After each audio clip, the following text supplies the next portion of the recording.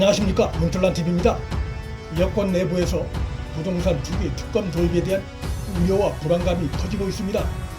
취미애가 댓글 조작 사건 조사를 촉구했다가 드루킹 댓글 조작이 드러나 정권이 타격을 입고 김경수가 2심에서까지 유죄를 선고받는 일과 유사한 상황이 재현될 수 있다는 우려가 내부에서 제기되고 있습니다.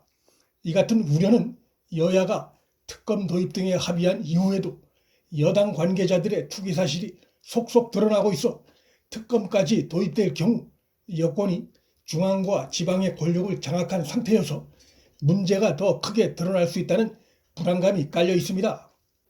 이미 더불어민주당 소속 의원 6명의 본인이나 배우자 또 친인척의 부동산 투기 의혹이 드러난 가운데 17일에도 전해철 행안부 장관의 지역 보좌관이 3기 신도시 부동산 투기에 연루된 사실이 드러났고, 문재인의 30년 절친 송초로 울산시장의 배우자도 경기 용인의 임야를 쪼개기 매입한 사실이 확인됐습니다. 여권의 부동산 투기가 여권 광역단체장으로까지 번지고 있습니다. 더불어민주당 소속의 한 의원은 지방선거와 총선 등에서 여당이 압승했기 때문에 당 소속의 선출직 공직자가 절대적으로 많은 상황이라며 본격적인 조사가 시작될 경우 투기의 문제점이 여권에서 더 많이 드러날 가능성이 있다며 우려를 나타냈습니다. 또 다른 여권 관계자도 언론과 통화에서 특검과 전수조사 등으로 선거의 악재인 부동산 이슈 국면이 장기화될 가능성이 있다며 특검의 역효과에 대해 우려를 나타냈습니다. 경찰은 경찰대로 불만입니다.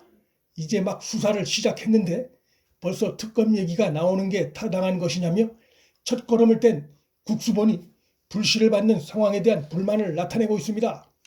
박영선이 범야권 후보들에게 지지도에서 밀리자 특검 도입 필요성을 들고 나왔는데 그 이후 지지도에서의 야권 우위 상황이 지속되고 윤석열 전 총장의 지지도 급등이 나타나고 있는 가운데 특검 도입이 오히려 여당의 자충수가 될 수 있다는 목소리가 여권 내에서 커지고 있습니다. 국민의힘 등 야권은 검찰 투입의 필요성을 촉구해오던 입장에서 집권 세력의 반대가 완강하자 특검과 전수조사에다 국정조사까지 요구하는 전방위적인 대여 적극 공세를 펼치고 있습니다. 한마디로 묻고 더불러 가자는 적극적인 자세를 보이고 있습니다. 야권의 보다 강력한 대여 공세로의 전환은 보궐선거에 대한 정치적 판단과 자신감 그리고 차기 대선 전략이 함께 그 배경에 깔려 있다고 볼 수 있습니다. 이제 불과 20여일 남은 보궐선거에서의 정부 여당의 부동산 실정과 LH 투기 사태 그리고 여권 관련자들의 잇단 투기 실태 등으로 선거에서 승기를 잡은 상황이라는 점, 또 지금 검찰이 투입된다고 해서 선거 전까지 결과가 나올 수 있는 상황이 아니라는 점, 그리고 무엇보다 부동산 이슈가 중앙과 지방 권력을 장악한 여권에 절대적으로 불리한 이슈라는 판단하에 이 이슈를 보궐선거 후 차기 대선 국면까지 끌고 가려는 계산이 깔려있다고 볼 수 있습니다. 빼놓을 수 없는 것은 정권의 입김이 강하게 작동하는 국수본이 현재 투기 수사를 하고 있지만 여당에 불리한 수사 결과를 그들이 일찍이 내놓을 가능성이 희박한 데다가 지금의 상황은 언론들의 취재나 당에 들어오는 제보가 오히려 여권의 부동산 투기 실태를 적나라하게 드러내고 있어서 국수본 수사에 기대를 걸 이유가 없다는 점도 중요한 배경이라 할 수 있을 것입니다. 야당이 막상 특검과 전수조사에다 국정조사까지 적극적으로 요구하자 여당은 겉으로는 환영한다는 입장을 표시하고 있지만 그들의 반응에선 당황함이 느껴집니다. 여당 내 한 지도부는 이 문제는 정략적인 접근으로 보면 안 되고 일상화된 문제를 해결할 책무를 받아들인다는 진정으로 접근해야 한다며 말을 어렵게 빙빙 돌리면서 투기자를 찾는 게 우선이 아니라 제도 개선이 우선인 양 말을 흘렸습니다.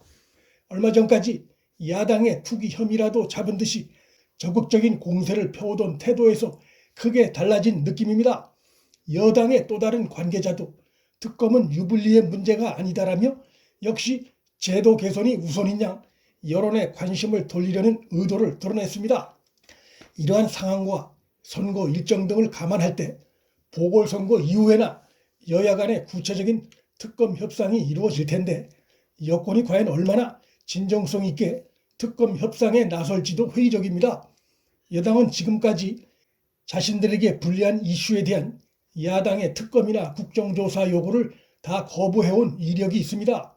때문에 부동산 투기 실태 특검 도입이 차기 대선에서 자신들에게 불리하게 작동될 가능성이 높은 상황에서 특검 임명부터 조사 대상, 범위 등을 놓고 여야 간에 상당한 난항이 예상됩니다. 경우에 따라선 특검 도입이 여권에 의해 무산될 가능성도 없지 않습니다. 벼랑 끝에 몰린 여당 후보들이 야권 후보들을 겨냥해 각종 네거티브 공세를 펼치고 있는데 팩트체크 과정에서 다 허위로 드러나고 있습니다.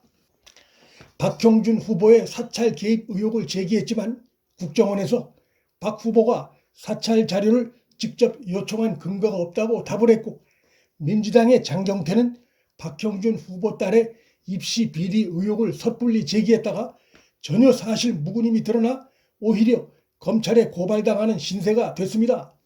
또 오세훈 후보가 과거 본인 가족과 처가가 소유한 내곡동 땅이 보금자리 주택지구로 지정되는데 관여했다는 의혹이 있다고 주장했지만 여권의 영향력 하에 있는 서울주택토지공사가 법률에서 정한 절차에 따라 처리된 것이라는 답변을 하면서 박영선 캠프의 공세가 힘이 빠졌습니다.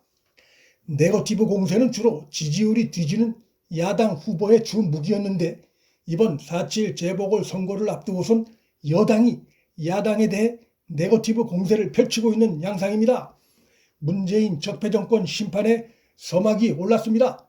오세훈, 안철수 두 후보가 단일화 막바지 진통을 겪고 있는데 의견 차이가 많이 좁혀져 곧 타결될 것으로 전망됩니다.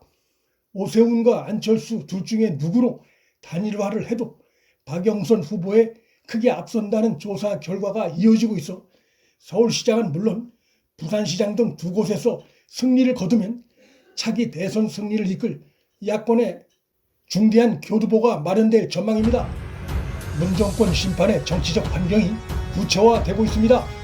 문틀란TV 여기서 마칩니다. 구독과 좋아요, 알림 설정은 방송 제작에 큰 힘이 됩니다. 시청해 주셔서 감사합니다.